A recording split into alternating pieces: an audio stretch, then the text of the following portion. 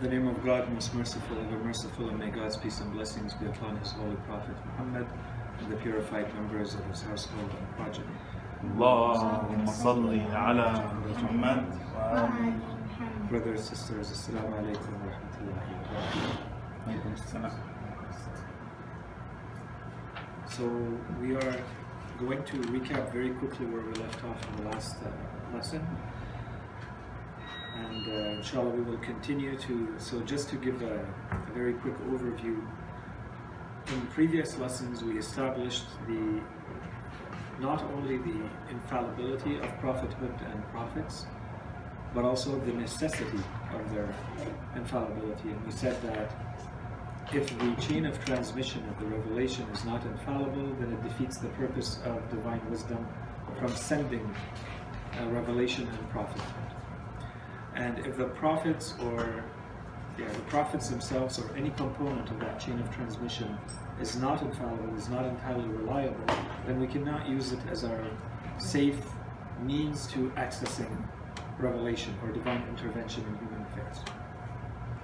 Once we did that, and these were kind of the general principles, we saw that someone could come back and say, well, while we understand the general arguments are valid at a high level, once we get into the specifics of the lives of this or that prophet, we may encounter in the scriptures some instances where it seems, when someone is looking at them, let's say superficially or at face value, it looks like there's a contradiction between those instances and what we said so far about infallibility. So the idea from this lesson is that we go through some of these most, let's say the more popular of these objections and give a high-level answer to them. As we said, entire volumes have been written about this topic, related specifically to the infallibility of specific, particular prophets. So there's no way for us to cover the entire discussion about any of them in a few minutes here. If we wanted to spend a little bit more time, then either we would do it through Quranic commentary, so we would go through the verses of the Quran that speak about this or that prophet, put all the verses together, and then go back to all the commentators and see what they have said about them and reach a conclusion. Or we could look at it from the point of view of the lives of the prophets themselves. So just kind of a more historical or biographical study of the lives of every prophet, and that would include the specific chapters that we're mentioning in this lesson. So here, I mean, a lot of these are completely out of context. We're going basically after verses of the Quran where there's a word that may lead to a little bit of confusion, misunderstanding, misinterpretation of the Quran, because there's a verb or a word or a noun, basically a term that may lead to confusion. And so this is what we're doing here.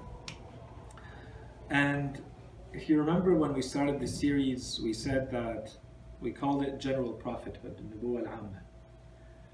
General prophethood basically means that which applies to all prophethood, all prophets, which is different from what applies to every specific prophet.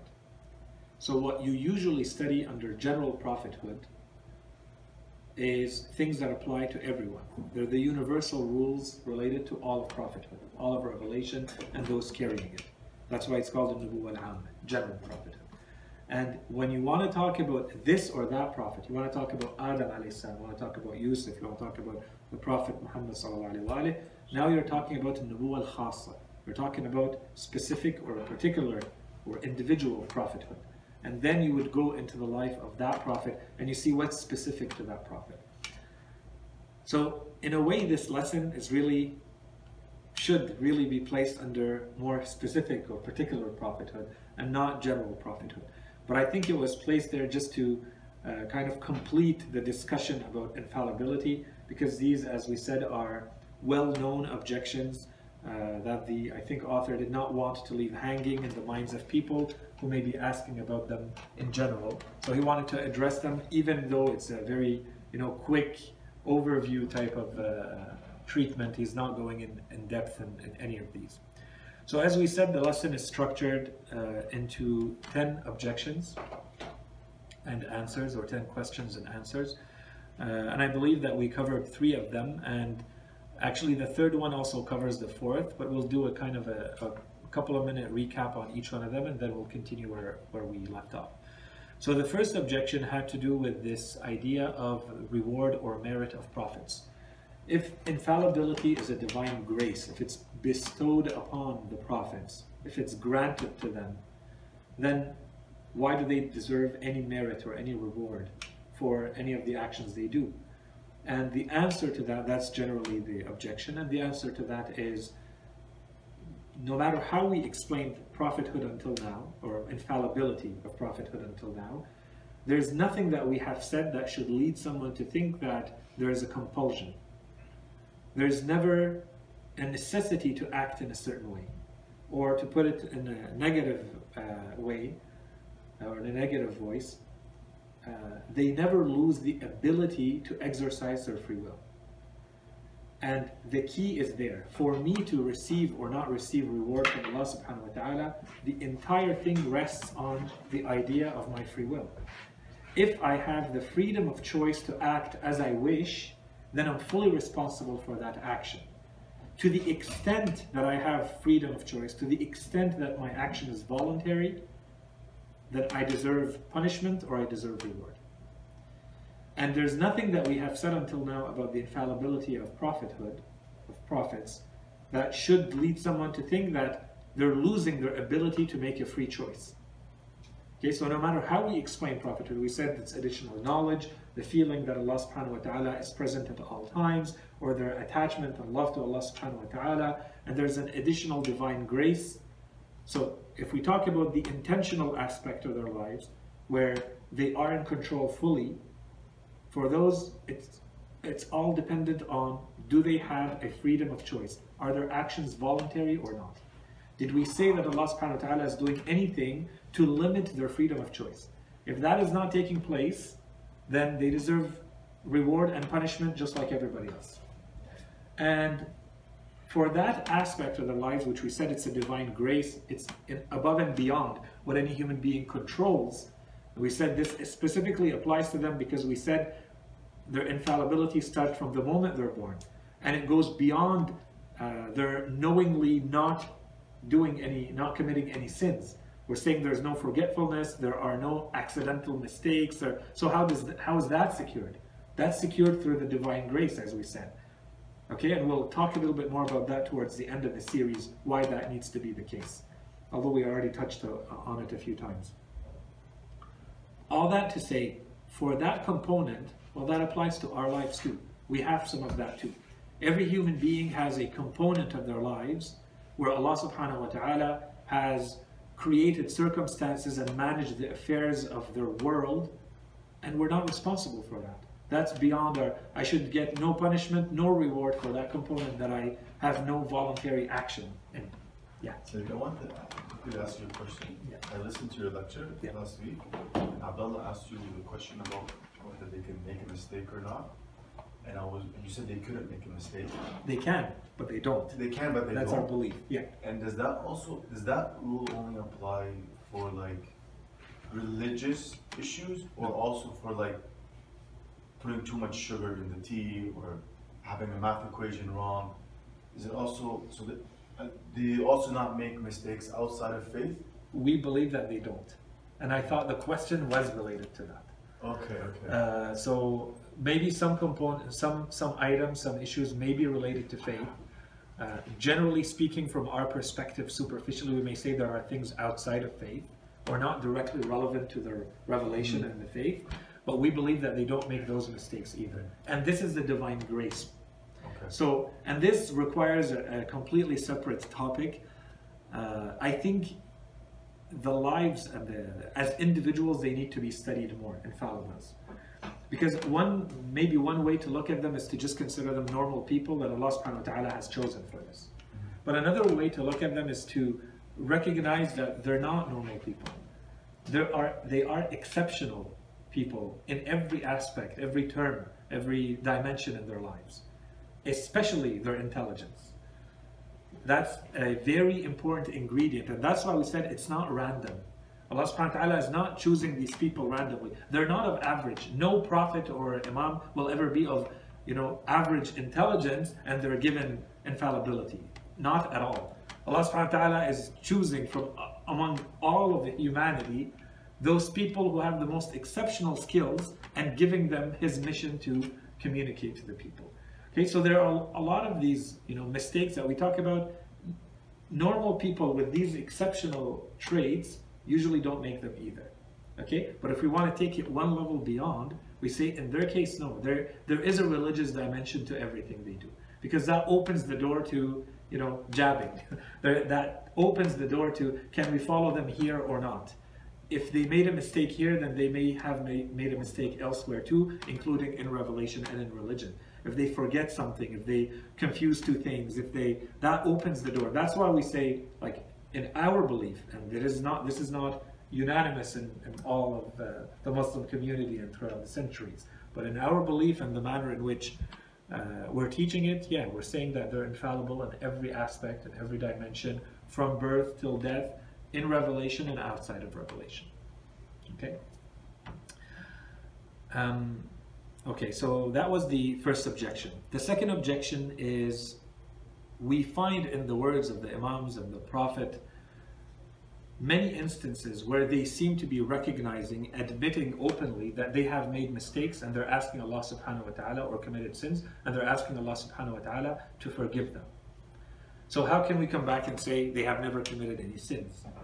And we gave the high-level answer, and we said, if we understand everything we've said about these people until now, we have to understand that they do not hold themselves to the same standards as they hold everybody else, or everybody else holds themselves.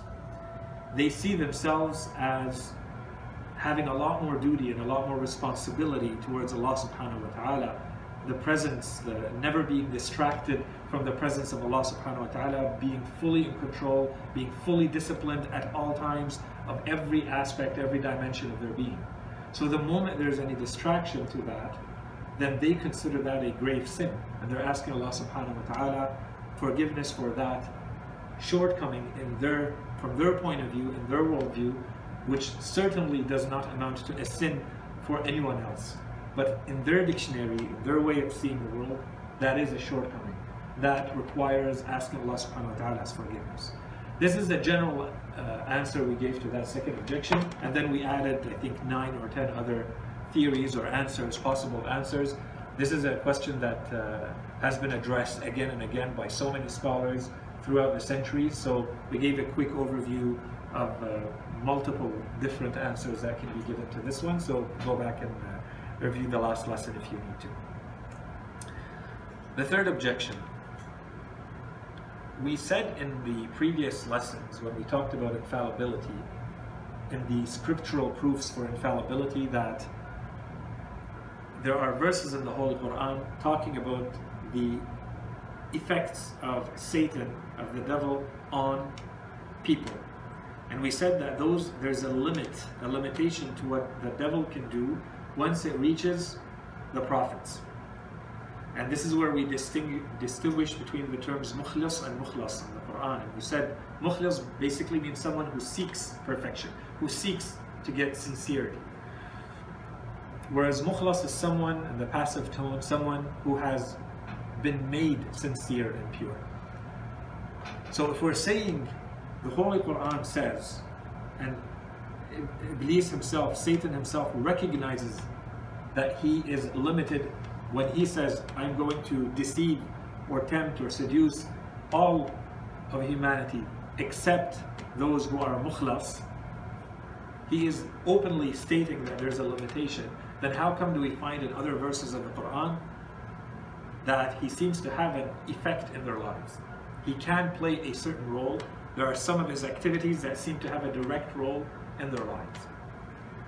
And in short, so we looked at three different verses, one of them having to do with Adam alayhi salam, the second Prophet Ayyub alayhi salam, and the third prophets in general.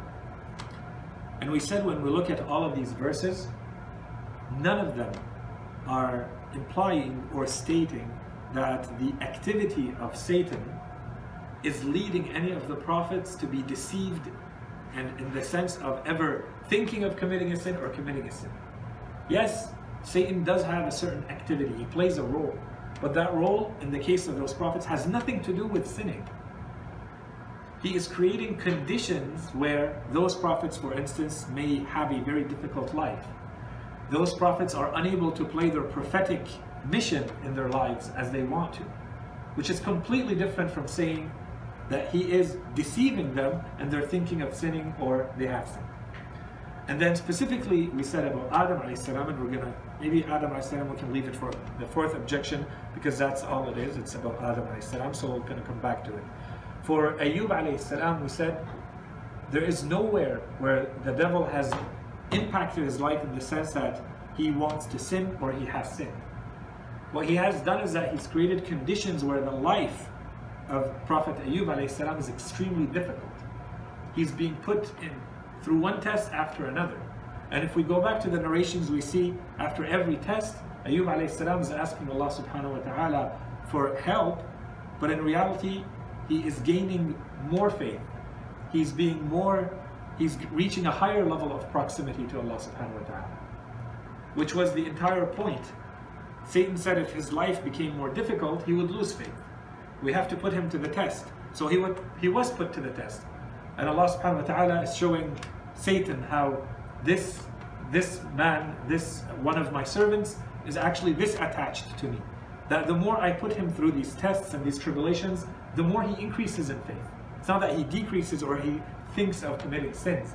So here the confusion again is this word, because Ayyub alayhi salam in the Quran says, Massani ash-shaytan, binusbin wa adab. So someone may think Satan has touched me, but the reality is no. Allah subhanahu wa ta'ala on behalf of Ayyub alayhi salam, he's saying he has afflicted, he has created conditions where I am afflicted with being exhausted in my life, being tired.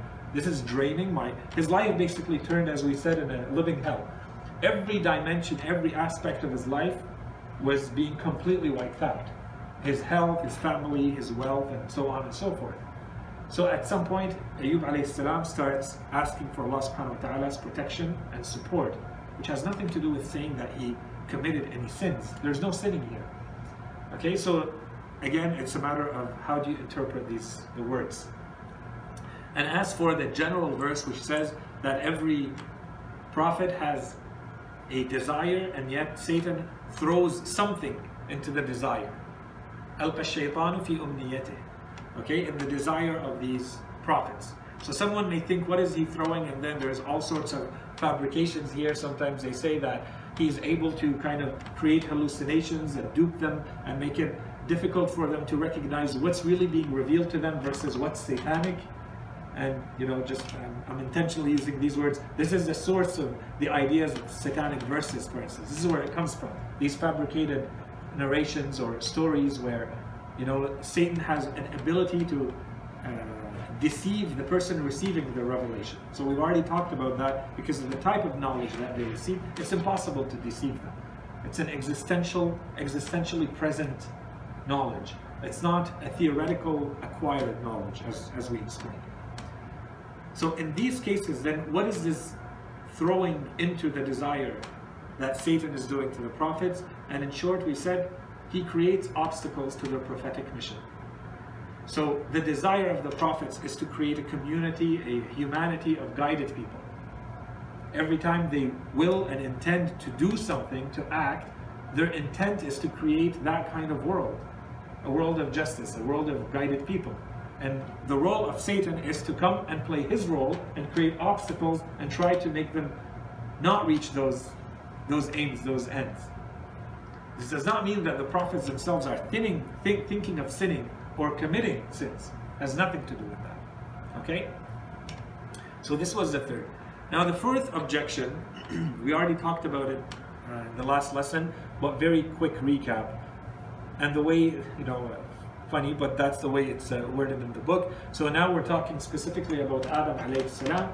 And again, it's the terminology used in the Quran. There's disobedience and there's forgetfulness. So how does it apply to Adam alayhi salam? And very quickly, not to be too repetitive, we said first of all, the real answer is there was never a legislative command to Adam alayhi salam from Allah subhanahu wa ta'ala for him to disobey. We said commands, if we want to use that word, that terminology, can be split into different categories of two types. Some of them are referred to as advisory, amr, irshadi, and some of them are called, let's say, legislative, or something that you have to execute, yeah? They're prescribed. Okay, Allah subhanahu wa ta'ala commands you, orders you in the sense that everybody understands, and those we call legislative. Amr, mawlawi. So you have a mawla, you have a master who orders you to do something. Religious laws are all mawlawi. They come from a master to a servant. If someone tells you, if you start running, you're going to get tired, there is no amr mawlawi. There is no legislative command here not to run. I'm explaining to you that if you do a certain activity, there's going to be a consequence. There's a cause and effect relationship, and I'm explaining it to you. I may be doing it in a loving tone, and I'm providing good counsel, I'm giving you advice. The doctor says if you keep eating these sweets, you may end up being a diabetic. There is no command that you can break or not break, a rule, a law that you have to follow. There's advice that you're receiving. If you do this, this is going to be the outcome. This is what was given to Adam alayhi salam. Why do they say that? So this is part one of the answer. Part two of the answer, related to it, is because Adam alayhi salam did not live in our world in that instance. At that time, when the Quran refers to his existence and his being as being in the Jannah, this is a completely different world, where religion, religious prescriptions, religious legislation, command, orders do not apply there. And in fact, although this is not explained, if you go back in the Quran and you read, especially in Surah Al-Baqarah and elsewhere, this is very clear. First of all, and we hinted to that a little bit, we said Adam alayhi salam was clearly created for earth. One. So he was never created for the garden. إِنِّي جَاعِلٌ فِي الْأَرْضِ خَلِيفَةً. Allah subhanahu wa ta'ala says, I am creating, I am making on earth a khalifa, a representative for him. That's one. And two, it's only after Adam alayhi salam was sent to earth, after the episode in the garden, that Allah subhanahu wa ta'ala tells him, the relationship between you and Satan is now one of enmity. You two are enemies to each other. You will always be enemies to each other. That's one. And now you will receive my guidance. So whoever follows my guidance, there is no fear or sadness for them. And as for those who want to disbelieve in this guidance, now we see. Now we have religion. Now we have legislation that is sent and given to Adam alayhi salam after he comes to earth. After Allah subhanahu wa ta'ala says, "Ihbitu minha." All of you leave, go down to earth. So this is now a world of legislation, a world of religion. Okay? Those two goes together. Yeah. So I have a question. It's related. It's related. Yeah. When Allah subhanahu wa ta'ala, he asks the angels to bow before Adam, they ask why, and he says, because I taught him the names, so Nabi Adam is able to recite the names. Yeah. And the angels replied to Allah saying, we only know what you teach us. Yeah. Okay, but in the same light, Nabi Adam was also the one taught by Allah. Yeah. So you see what I'm trying to ask? So the angels are saying, well, we only know what you taught us. And here's Nabi Adam, Allah taught him. Yeah. So then why would Allah ask them to do sujood towards Adam? Because the angels understood right away that they were basically undeserving of that knowledge, and he was, which shows them their rank. Okay. So he is of a higher rank than they are. Because Allah decided to teach him these names rather than teach the angels these names. Yeah. That's one answer. There's other answers, but that's a very quick answer. Yeah, that's the good answer. Yeah. There's another answer that could be, we only know that which you taught us, and if you haven't told us, then how do we know? It's not in reference to this knowledge. It's in reference to Allah subhanahu wa ta'ala when he told them, إِنِّي أَعْلَمُ مَا لَا تَعْلَمُونَ. I know that which you do not know. And then they say, in part, it's because Allah subhanahu wa ta'ala was telling them, I know that amongst you, there is one who is not going to prostrate, and who is not a true believer, and he is not really submitted. But this can only come forth if I put you all to the test. Without the test, we'll never know. So I'm going to put you to the test, and then when the episode unfolds, then you see one of them refuses to bow down. And then the angels are like, oh, okay, so there's more here. So one part of it is they start understanding the rank of Adam alayhi salam, and another one, they also realize that this one amongst them, who has been with them for thousands of years according to the narrations, well, suddenly apparently he was not a believer like they are. He is not fully submitted like they are, which is Satan. So it required that test too. And Sayyid, answering this last week, you also said Nabi Adam, a part of his mission was to come down to earth, to be a Khalifa in the land. Yeah. But then it made me think, well, maybe it wasn't, someone could ask, wasn't Iblis's role to also then be Iblis? Wasn't his role? In Allah subhanahu wa ta'ala's knowledge, in Allah's eternal knowledge, He knew that things have to unfold through cause and effect. Right. And so Iblis became the cause. But God didn't tell Iblis that No, I'm making you for earth, but He told Adam, I'm making you for you. No, Adam alayhi salam was also not told. No, Allah but He subhanahu wa said ta'ala, He in created the Ija'il angels. When He told the angels, I'm going to create, Oh, He didn't tell Adam. and I'm yeah. going to make Yeah. a vicegerent, a Khalifa on earth. Allah subhanahu wa ta'ala is openly, right up from the beginning, saying this vicegerent is going to be on earth. Somehow, some way, this vicegerent is going to have to end up on earth. Iblis did not have to be the one who causes this. Oh, Maybe there's this 10 is the way or it happened, 1,000 but or a then million different possibilities for Adam to have landed on earth, Okay. not through Iblis, but Iblis played that role. So Iblis could have done sujood, and some other way, Adam would have come to the earth eventually, and Iblis could be still one of the great worshippers. Yes. Of Allah. Okay. He just chose to be the opposite. Isn't according to Sayyid Al-Tabari saying that Adam chose to go to the tree?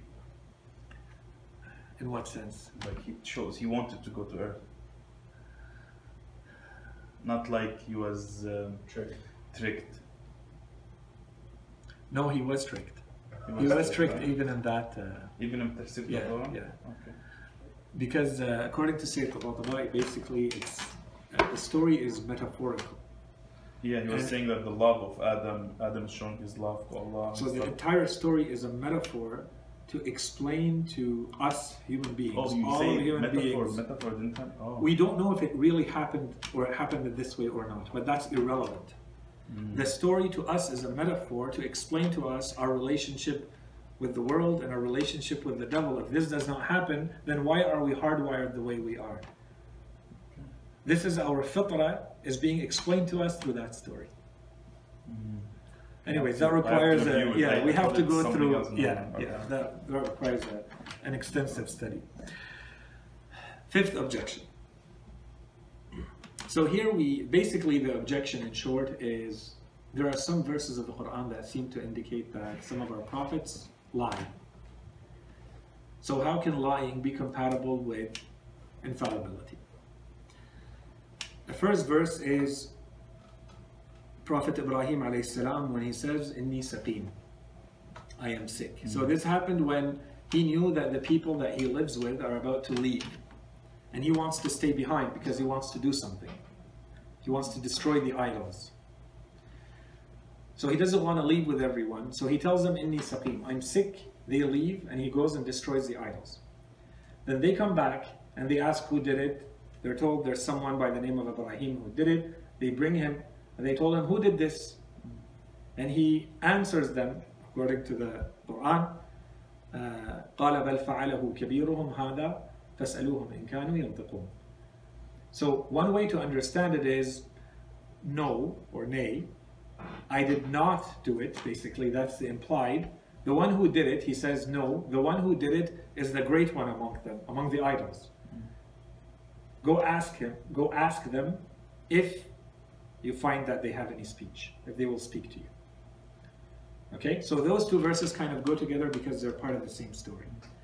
Another verse of the Quran, for instance, that could be mentioned here is Prophet Yusuf alayhi salam, when he tried to get his brother out of the other brothers. The brother that he thought they're going to do another injustice towards. So he wanted to pull him out from them and teach them a lesson. So his brothers, and the story is well known, when he was young, they threw him in a water well, and he was carried, and years later, after all the injustices and the jailing and all the difficulties and tribulations and tests that he goes through, he becomes basically the governor, the minister or governor, vizier, responsible for the granaries and the storage of food for that country, and a very powerful position of that time. And he recognizes his brothers when they come. They're in a poor state, they really need to get as much food as they can to go back to their families, and he creates a situation where he extracts his brother out of them. And the situation he creates is basically he takes his cup, the cup that is used by the king, the cup that is used to measure the amount of food or grains that everybody gets, which they say it's made of gold or made of, it's full of jewelry, it's very prestigious, and he puts it in his brother's items. And then there's a general call that this caravan cannot leave, they have stolen. And in the laws of that country, whoever steals, they become the servant, they're owned. You own the person who steals from you. So he says, if we find it in the luggage and the items of any of you, then we're going to take them. And they go through their items and they find it in the items of his brother. And he takes them. And the entire verse is about when it is said, in the verse, it is said, it doesn't say Yusuf alayhi salam, says, أَيَّتُهَا الْعِيرُ إِنَّكُمْ لَسَارِقُونَ. This group, this caravan, you are thieves. You have stolen. Okay? So how can Prophet Yusuf alayhi salam say you have stolen when they have not stolen? So these are the objections. General answer for all of these is the technical term that is used in Arabic is tawriya. Tawriya basically means, and you'll find it in Arabic in general and specifically in theology or religious texts, basically means there's a double meaning, double entendre, as they say. You intend one meaning, but you say it in a way to lead the person listening to you to go to the other meaning. So if we apply this general rule here, so what did Ibrahim alayhi salam say? So in a lot of these, if we have that in mind, this is all derived from the general rules we established. We said none of this can be sins. If we agree with the general idea that there cannot be sins, then we have to come up with an interpretation that keeps that theory coherent, right? And then we can add a lot more detail if we go through the narrations. So Ibrahim alayhi salam, when he says, I am sick, I'm not going to follow you because I am sick. Inni sa'im. Okay, what does he mean? So one possibility is Ibrahim alayhi salam, and we have that in our narrations, he's saying, I'm sick and tired and exhausted and drained from you and your false beliefs. I do not want to follow you. But they will understand from that as I am physically ill and sick and I'm staying behind. Another interpretation to saqim could also mean in Arabic, and the Imams say that, it basically means I'm dying. To be drained or ill to the point of dying, and he means in the future. That's also in the narrations. And we also have another narration that says, and this is not all in the book of course, but I'm adding them, we have narrations that say that he said that once the story of Imam Hussein alayhi salam was explained to him. And he says that he felt exhausted and drained to the point of saying, Inni sa'im. Okay? Putting that last one aside, if we take the first two, we can see how Ibrahim alayhi salam is telling them, I'm going to stay behind for either or. I'm so sick, exhausted, tired of you and your beliefs. And they would understand from that that I am actually ill, sick, I'm staying behind. The second verse is بَلْ فَعَلَهُ كَبِيرُهُمْ هَذَا. It's their chief, the great idol, the great statue among them, the big one, where he went, he didn't destroy it, that's the one he left intact, and he attached the axe on his neck around it. So that when they came, he's basically teaching them a lesson. He's telling them, go ask, you're saying that you worship these, and you're asking me, well, can't you see that the axe is around his neck, so go ask him, and tell me if they'll speak to you. And if they don't speak to you, then how do you worship them? They're incapable of anything, including speech. So here in our narrations, we have the Imam saying there's an if. The if is in kanu yantiqun. If they are going to talk back to you, to speak, if they have speech, then yeah, they did it. But they can't speak, which means they didn't do it, which means your worship is false. You're mistaken in your worship. Okay? And of course there's another interpretation, I'm not going to go into it here, but basically it's how the verse is. There are parts of it, part of the wording that can go beyond, before or after. It changes the meaning, so let's go. See, I have a question on this one. Yeah. I'm not sure if it's related to this, but what if they answered back, let's say, because isn't this objection that Nabi Ibrahim salam did, can they do it against him too? Like let's say, oh, your God did this, let him tell us that he didn't, and how do you worship him if he doesn't speak too?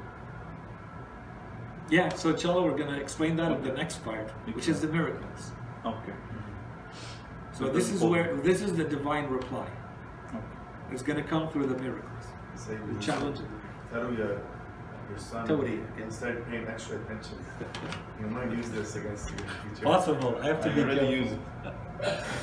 Okay. And then if we go to the story of Prophet Yusuf alayhi salam. First of all, and this is not mentioned, I find it surprising that it's not mentioned a lot as a response here. Nowhere in the verse does it say that Yusuf alayhi salam is the one who said, you have lied. It doesn't say Yusuf alayhi salam said. It was called, there was a loud call, this caravan cannot leave, you are thieves. Yusuf alayhi salam created conditions so that this would happen. But it doesn't say he actually said it. One. And two, again, if we go into the narrations, we are told we have some of our imams that basically tell us that Yusuf alayhi salam meant, and if he is the one who has said it, then what he meant alayhi salam was, you have stolen Yusuf from his father. You are thieves. You did steal. You did steal. You stole Yusuf from his father. Okay? So you see the double meaning here, and there is no lying. Open lie. Objection 6. This one specifically about Musa alayhi salam, and again because the verse, especially in Arabic, uses the terms وَلَهُمْ عَلَيَّ ذَنْبٌ. They have a sin, if we want to use our terminology, and the problem is here with the translation. وَلَهُمْ عَلَيَّ ذَنْبٌ فَأَخَافُ أَن يَقْتُلُونَ. That's one verse. And the other verse he says, when he's going back and forth, maybe I should give just a little bit of context. When Allah subhanahu wa ta'ala asks Musa alayhi salam to go talk to Fir'aun, he says what he says until he reaches this argument. And he says, basically, maybe I shouldn't be the one doing this, carrying your message to Fir'aun, because they have a crime that they hold against me. That's one. And two, when he is, the back and forth that he has with Fir'aun, once he does go to Fir'aun and talk to him, at some point Fir'aun says, and then you did, you know what you did.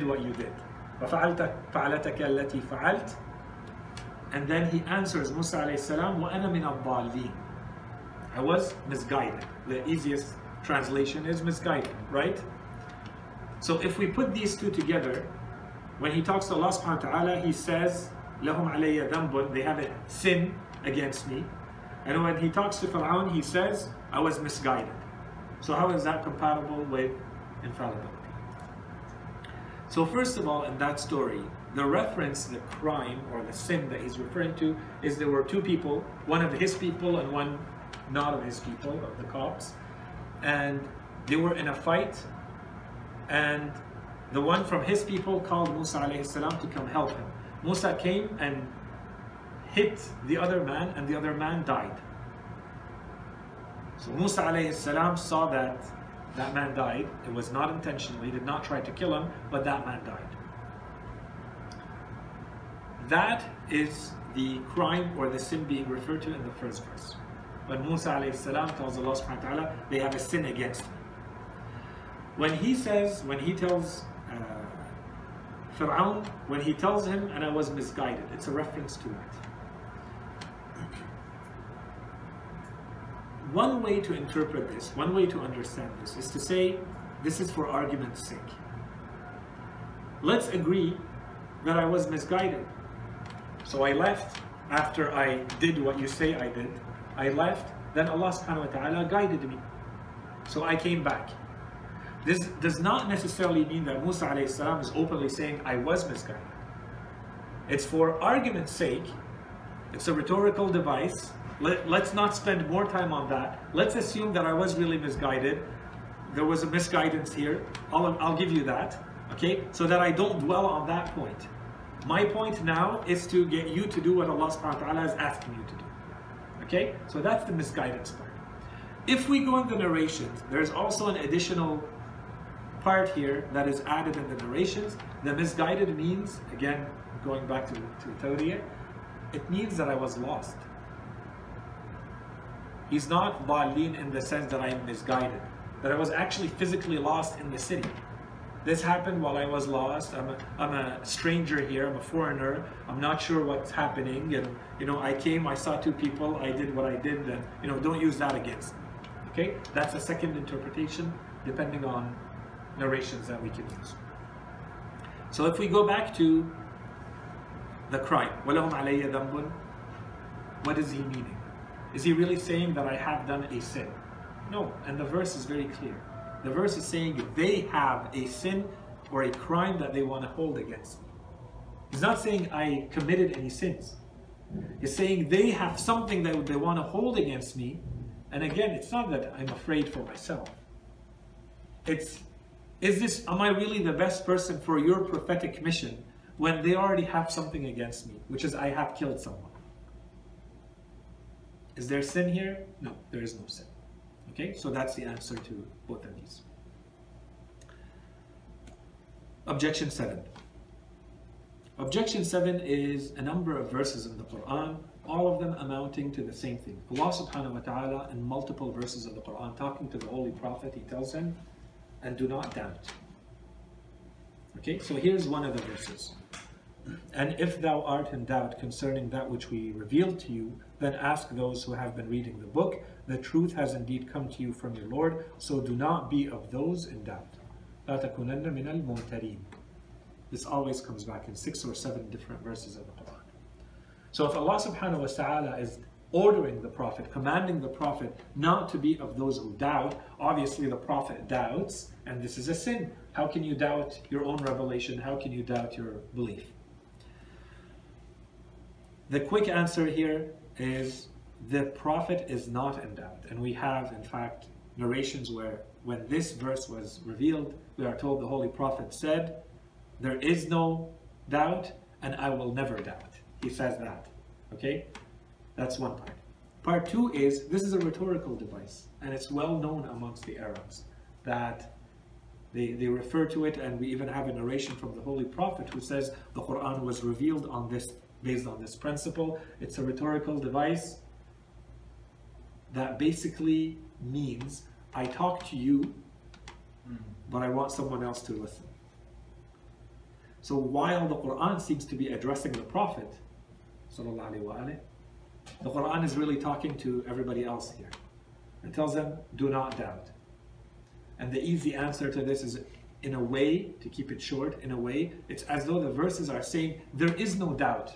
There is no place for anyone to doubt here. It's not telling the Holy Prophet, do not be of those who doubt. Yeah, you and everybody else do not doubt, but it's not implying that the Prophet had any doubt, and the Quran is trying to warn him against doubting. There's none of that in these verses. Okay? So inshallah, that's that's the general principle in Arabic. Okay? There's a whole story behind it where we're not going to get into it. So there's a figure of speech. The intent is for everybody else not to have doubt, although the Quran seems to be talking to the Holy Prophet. 8th objection. There are verses in the Quran that seem to clearly say that the Holy Prophet had sins. In Surah Al-Fath, in the 2nd verse, it says that Allah may forgive you of your sins. لِيَغْفِرَ لَكَ اللَّهُ مَا تَقَدَّمَ مِنْ ذَنْبِكَ وَمَا تَأَخَّرَ. That Allah may forgive you of your sins, the early ones and the later ones, and that He may perfect His favor upon you and may guide you on a straight path. So what sins are those if the Prophet is infallible, why is Allah subhanahu wa ta'ala forgiving him his early sins and his later sins? Okay?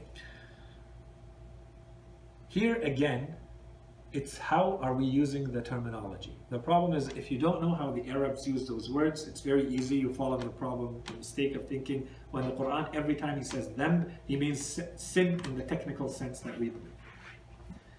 The key in this verse is actually reading the verse right before it. And this is very important in the Quran.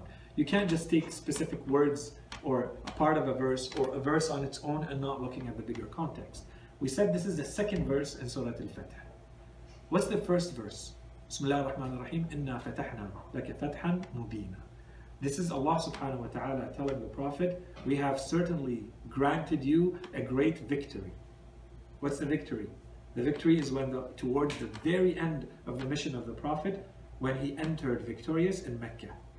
After this 22 years or more of fighting and wars with these pagan Arabs, the Holy Prophet is now going back to Mecca victorious. And Allah subhanahu wa ta'ala is saying, this is, we have granted you, we have bestowed upon you a great victory. The next verse, لِيَغْفِرَ لَكَ اللَّهُ مَا تَقَدَّمَ. So that Allah subhanahu wa ta'ala forgives the early ones of your sins and the ones you did later. So which sins are those? Well, the key is in the first verse. If the verse is talking about sins in the sense that we understand them, what does it have to do with becoming victorious over Mecca? What's the relationship? But if we go back to the way the Arabs used that terminology, them here, the same thing as Musa alayhi salam when he said, وَلَهُمْ عَلَيَّ ذَنْبٌ. There's a crime they're holding against me. Allah subhanahu wa ta'ala is telling the Prophet that you have done so many crimes in the eyes of these people against them. And what are the crimes? He destroyed their idols. He said that there is only one true God, not the 360 statues that they have around the Kaaba. And we have multiple verses in the Quran that say that. That they consider that the greatest, most strange, bewildering thing, that he's saying, you know, there are no other divinities except Allah. He's calling on to the worship of the one God. That is such a strange thing as we have in multiple times in the Quran. This is a great sin. So throughout all those years, the Arabs had something to hold against the Prophet. One, he went against what they hold most sacred and he destroyed it, and that's the biggest sin. And two, all the wars and all the killing back and forth. Defensive or not, there is wars, there is blood.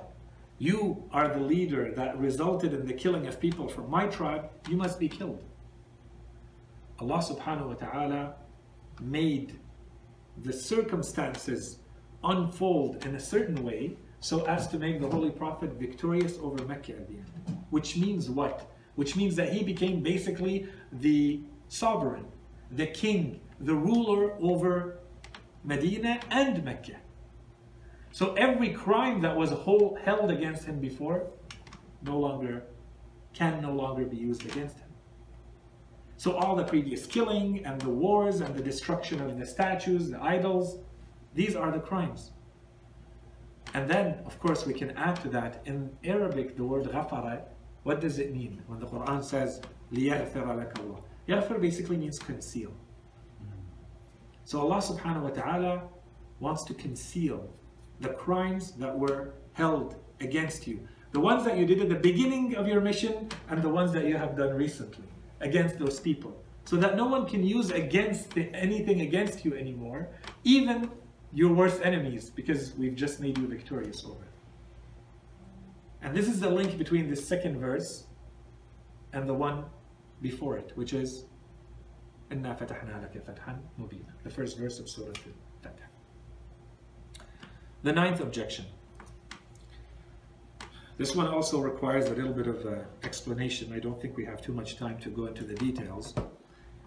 There's a very famous story in Surah Al-Ahzab where the Holy Prophet is told in the story, and you fear the people, but it is more fitting that you should fear Allah subhanahu wa ta'ala. And so some people want to take that and use it against the Prophet, saying, see, the Prophet is more fearful of the people than Allah, which is not befitting of a Prophet, much less of you your prophet, who is supposed to be the holiest of the prophets, and so on and so forth. In short, the story is that the Arabs, the pagan Arabs, had a custom where if you adopt a son and your son marries someone and then they divorce them, it becomes illicit for you to marry that person. So these were the customs, and I mean, this is really deserving a really good topic, where we would study, we would analyze the lives of the pagan Arabs before Islam, and then we see how Islam kept things and got rid of things. And in certain cases, it's very black and white. They were killing their daughters the moment they were born. Islam comes and says this is forbidden, end of story. But in other instances, it's a little bit more nuanced. Either the prohibition or the legislation that came gradually, or there are nuances in it. It keeps a part and it lets go of a part. So here Allah subhanahu wa ta'ala wants to say that if you have a biological son and they marry someone and then they divorce them, as the father-in-law or ex-father-in-law, you are not allowed to marry that person eternally, permanently.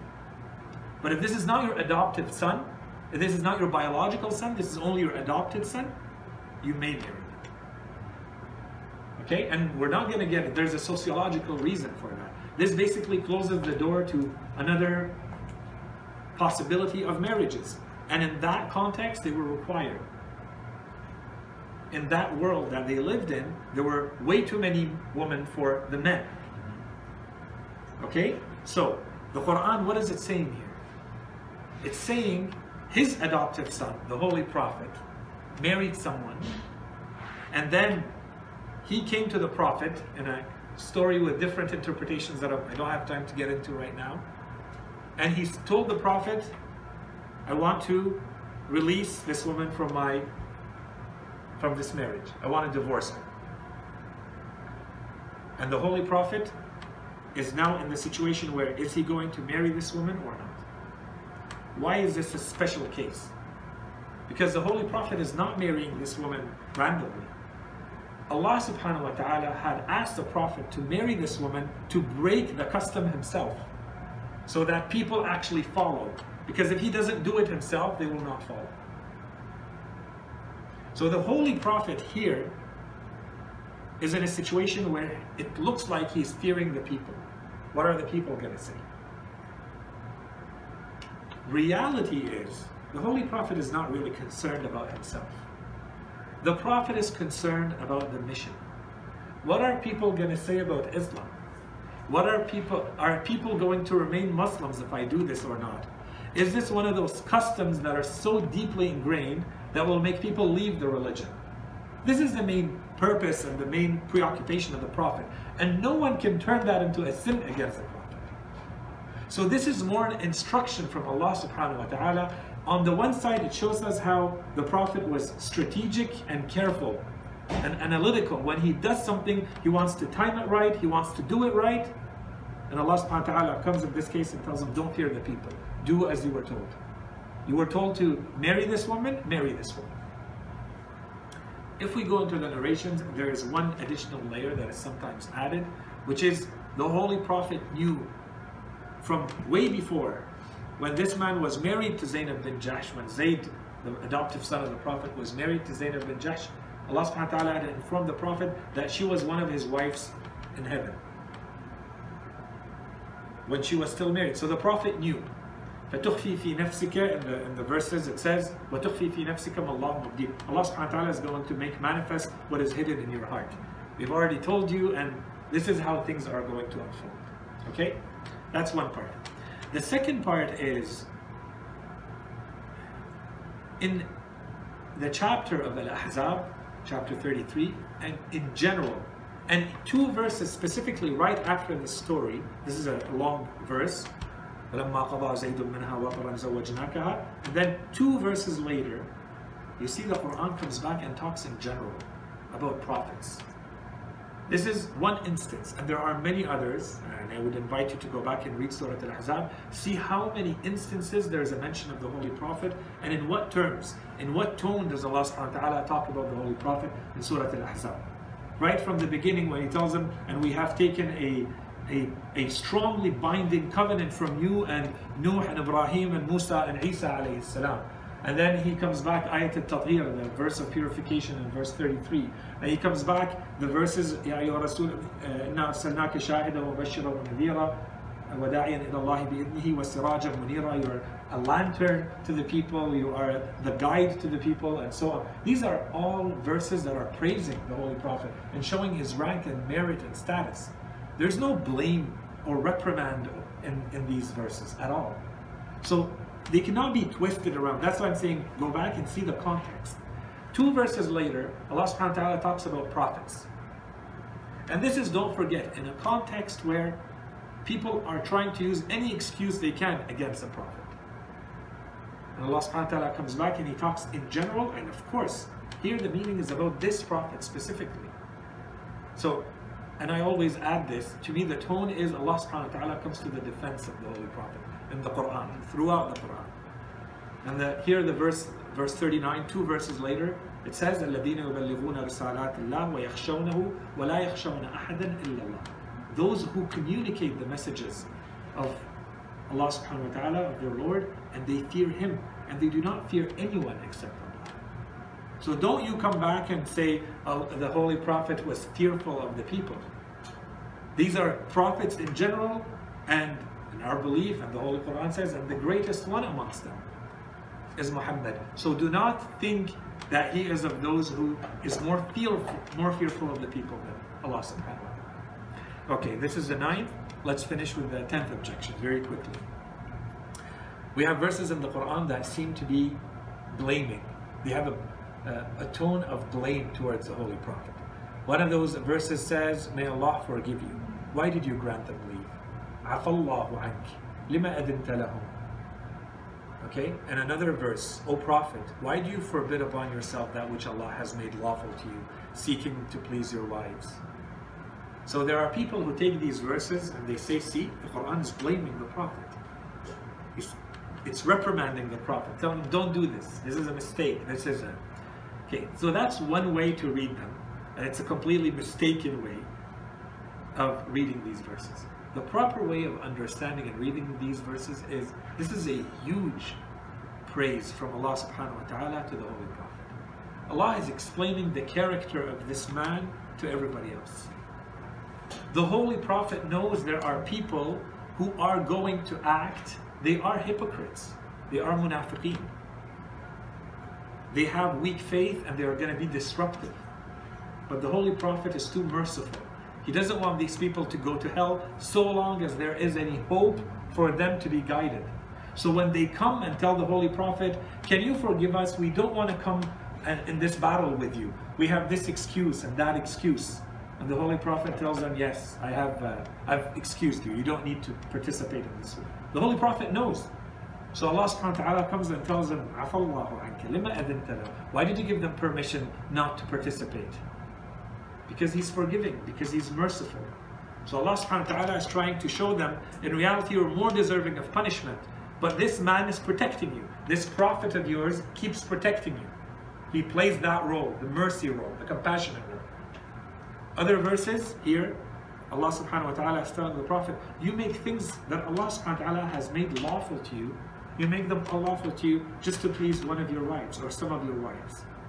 Because one of them told him, you know, I don't like the smell of something, or I may not like a behavior that you did. So the Holy Prophet says, this is forbidden to me forever. Again, how can someone take that and spin it in a way to say this is a sin, or he's disobeying Allah? The Quran is saying, this is the kind of character, of moral trait that this man has. With all his superiority and purity and proximity to Allah, this is his rank, and this is your rank, and yet he is going to act in a way to please you. He acts in a way so that everybody is happy, even though it means he sacrifices some of his enjoyment or some of his pleasures. He considers that secondary. There are things more important to him. So these verses, not only are they not showing that the Holy Prophet is not sinning, they're actually praising the Holy Prophet. And there are many others. For instance, we have it here, or sorry, there's a word missing here, are you perhaps tormenting yourself with grief that they do not become believers?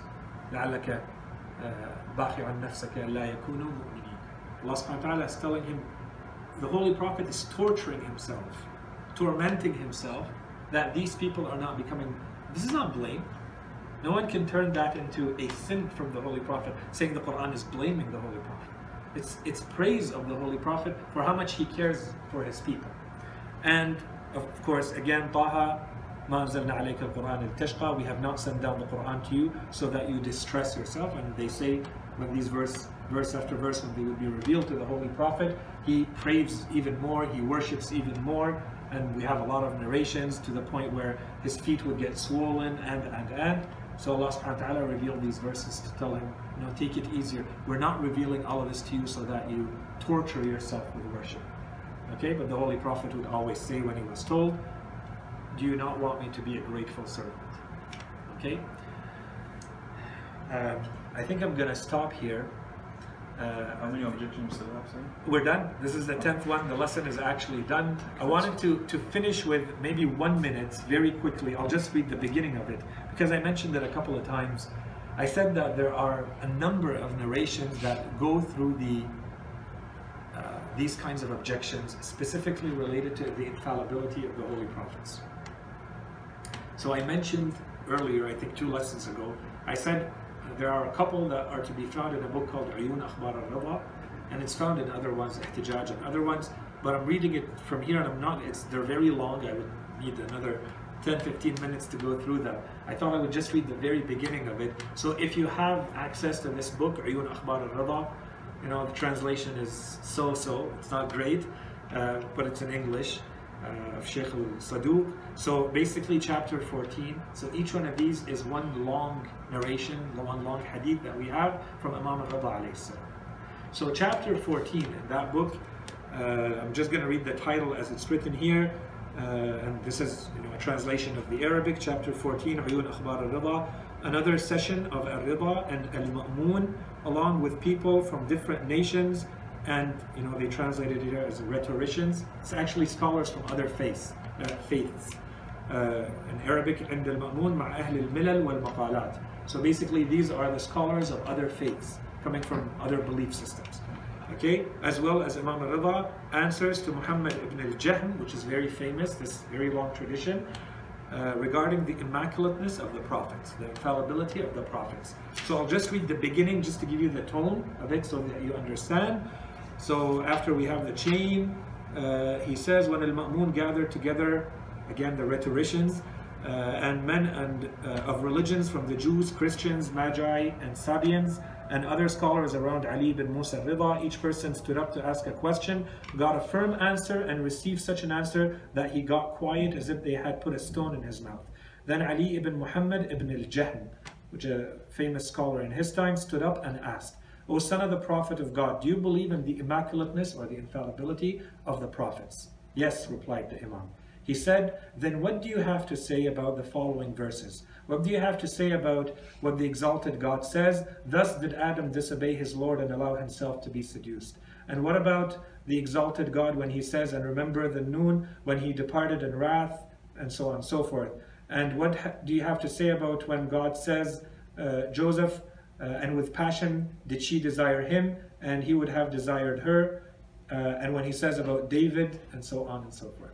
So he mentions many of the verses that we mentioned, and many that we did not mention, and then you have how Imam al-Rida alayhi salam responds to each and every one of them. So this is chapter 14. As I said, I had identified some passages that we don't have time to read now.